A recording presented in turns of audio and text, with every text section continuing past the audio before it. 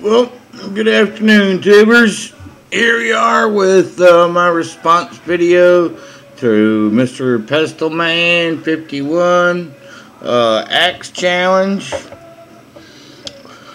But this is my first axe I ever found. It's pretty rough looking. It's actually a full groove axe all the way around. It's the pole end. There's the bit end. It's made out of some type of Missouri chert, some type of Missouri quartz, which our chert actually is a type of quartz. It just gets its colors from the ground, the minerals it's been in for billions of years. This was a heavily used axe. I mean, you can see there's like a chunk kind of missing out of it right here, and beat up back here, and not really sure what's beat off from use or creak. It's, it looks like one time it had a whole chunk of face come off right here. It's hard to tell. But it's a whole axe nevertheless. Then the second thing I ever found axe-wise was this bit. I was on a gravel bar hunting day in the creek again. Nice piece of black hardstone though. Some definite hardstone. Then, back before the corn got full, we watched me find this. It was just right after they had raked out and seeded the little sea of dirt. And it was laying like this, and I was doing a beeline through the field to get to a spot, and just kind of, it was pretty dirty looking too, and it looked weird, and I just kind of hit it with my juking stick, and it popped up like that. I was like, oh, that's a bit. And I've been slowly trying to work on oiling it a little bit, but I was sure happy to find it. And then had this little hematite celt gifted to me from my buddy in Ohio, Brandon Montgomery, who just recently, I think yesterday or this morning, got his YouTube channel set up. So he'll be posting some videos soon. You'll see it through me by either me commenting and liking his videos, but I believe his name is Archaic Headhunter, and he sent me this little hematite celt here. That is just so cool. I don't know how some guys could give something like that away. I don't know if I ever could. But we'll put it up. I wanted to show something real quick. But we have our show coming up next weekend. And I wanted to show all the personal finds that everyone sent me.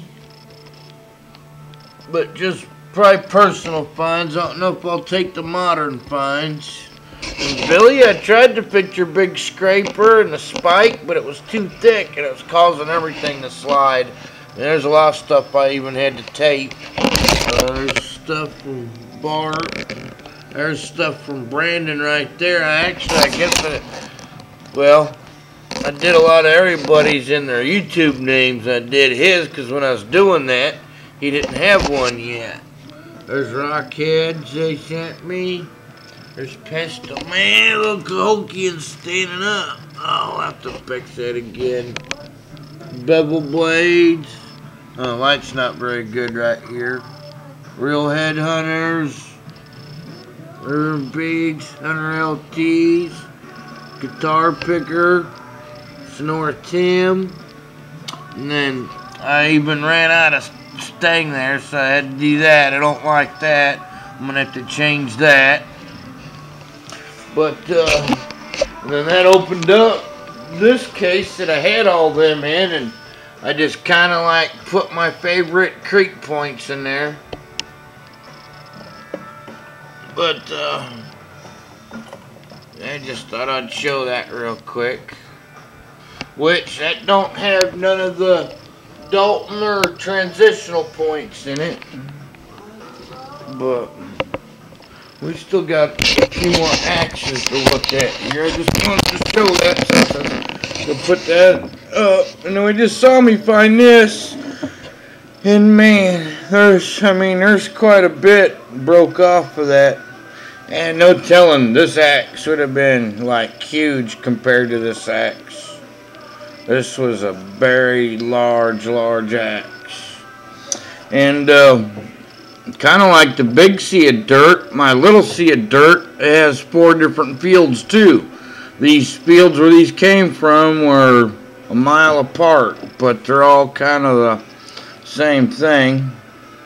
Then I never really been too much on flint axes being axes, but like this translucent job here, Rickjitsu called that a flint axe, which it's not really hafted anywhere.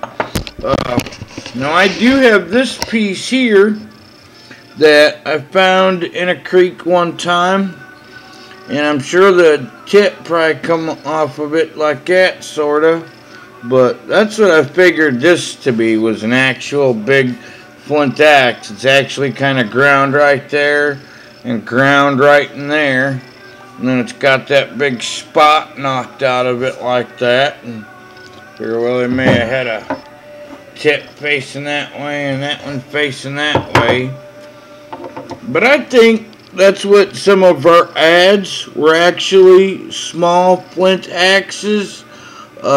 This one here, it was hafted. It's ground right there, and it's ground right there. I got another one that's up in my case, my blade case. That's a really nice one, and it's hafted like that. It's ground like that too. And then there's like this broken piece here. I think that's what this was a big flint axe. I don't know, could have just been some big chopper, you know. But then isn't that what choppers were like a hand axe, you know? I mean, for that, use them, probably chop. We know they chop bones with them, you know. They got big stuff like this.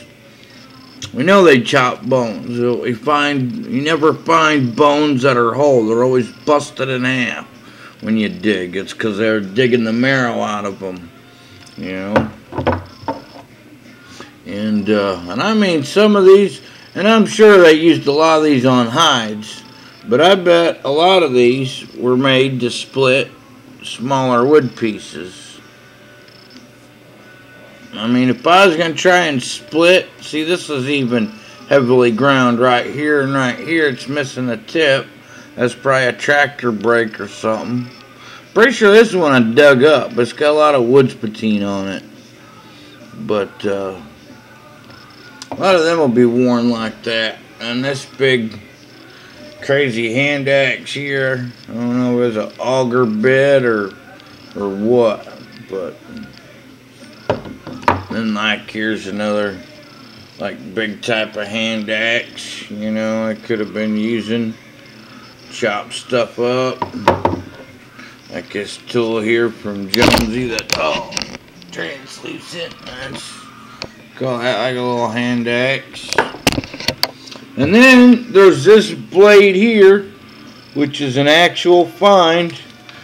I think it had kind of like a little bit of a tip there, but where I have it hafted at, it's actually ground. And that's the only reason I think it was a flint axe, but it's hard to fit it all in the video at the same time. But I got this leg bone out of the creek and then grooved that out in there, and it's in there tight too, you know. A little bit of wiggle from when I first did it, and wrapped that with some leather and made some turkey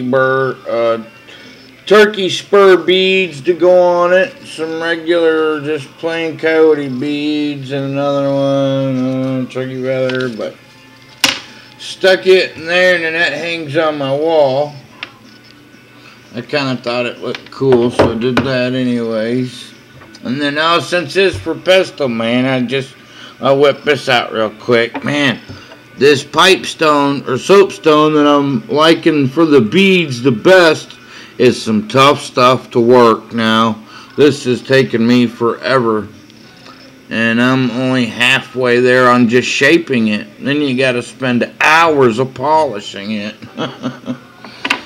Hours of polishing it. Oh, and then this here's an axe handle I've been working on. Put some tiger eye and some turquoise in it on both sides. It's got like a little leather handle. My first bird face that I ever carved. This is a tip of an elk antler. It's like a thunderbird to eagle head kind of looking. And then this thing here, I bought this off eBay for like 10 bucks about a year ago or longer. I just liked it for the material. It is no way, shape, or form of any representation of anything that was once actually used. I just thought it'd make a cool axe. Go on this handle here.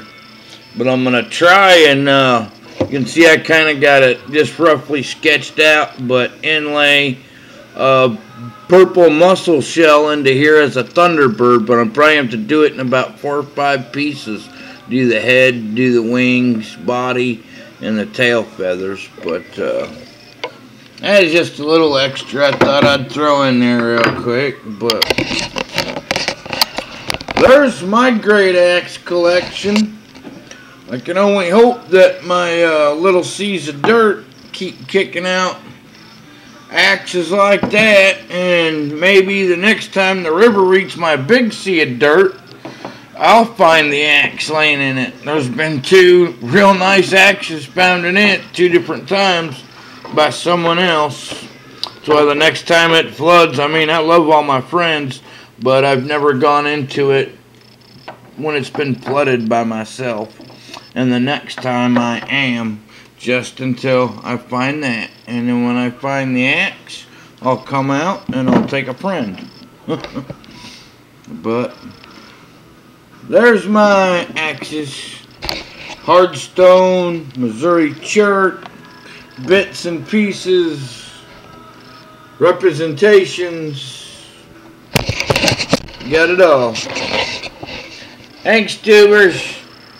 Hang tight, man, or hang loose, whichever you want to be. Just stay hanging. Later.